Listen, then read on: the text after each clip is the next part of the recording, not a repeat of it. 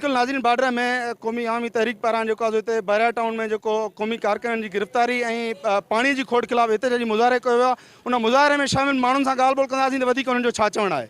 एक तरफ़ सिंध के पंहिंजे हिसे जो पाणी न मिलण करे समूंड ठटो बदीन सजावल जूं लखें एकड़ ज़मीनूं गिड़काईंदो पियो वञे, जंहिं सबबि सॼी सिंध जा आबादगार सख़्तु परेशानीअ जे आलम मां गुज़री रहिया आहिनि। असांजो मुतालबो आहे वज़ीर आला खां त असांखे सिंध जो पाणी फराहम कयो वञे। पाणी जी शदीद खोट आहे। ॿाहिरां टाउन जे आड़ में ग़रीबनि जा घर ड्राए नास कया अथनि। सिंध सुजाग थी चुकी आहे ऐं सिंध हाणे कॾहिं बि जेके पोएं ज़माने में नाजाइज़ियूं थींदियूं हाणे उहे असां बर्दाश्त न कंदासीं।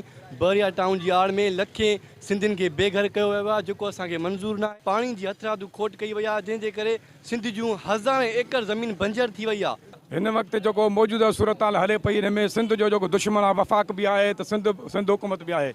छो जो जेको बल्दिया टाउन जेको MQ वारनि साड़ियो हो, उन में दहशतगर्दनि खे उहे न उन्हनि खे गिरफ़्तार नथो कयो वञे। बाक़ी सिंध जा क़ौम परस्त आहिनि, सिंध जी माण्हुनि जी निमांदी कनि था। वॾो असांजो एहतजाज आहे बहरिया टाउन जे ख़िलाफ़ ऐं पाणी जी खोट ख़िलाफ़ आहे। मलक रियाज़ पीपल पार्टी हुकूमत सां गठजोड़ करे सिंधियुनि खे इकलियत में तब्दील करण जी हिकु वॾी साज़िश हटे रहियो आहे। जी बिल्कुलु, ॻाल्हियूं ॿुधियूं बॉर्डर में क़ौमी आवामी तहरीक जे कारकुननि जूं। हुननि जो चवणु आहे त हिकु तरफ़ सिंध में हथरादू पाणी जी खोट करे ऐं सिंध जे जेको आहे लखें एकड़ ज़मीन खे बंजर करण जी कोशिशि कई पई वञे, त ॿिए तरफ़ जेको आहे बहरिया टाउन में जेके क़ौमी कारकुन आहिनि ऐं अॻुवान आहिनि, उन्हनि ते कूड़ा केस जेके दाख़िल कया विया आहिनि, उन्हनि जी हिननि सख़्तु मुज़म्मत कंदे ऐं हुकूमत खां घुर कई आहे त फ़ौरन क़ौमी कारकुननि ऐं अॻुवाननि ख़िलाफ़ जेको कूड़ा केस दाख़िल कया विया आहिनि, उन्हनि खे उहे ख़तमु करे ऐं असां सिंध वासियुनि जी बेचैनी ख़तमु कई वञे। कैमरामैन सरताज जे ज़रिए सां गॾु जावेद मंजूणे जो सिंध TV न्यूज़।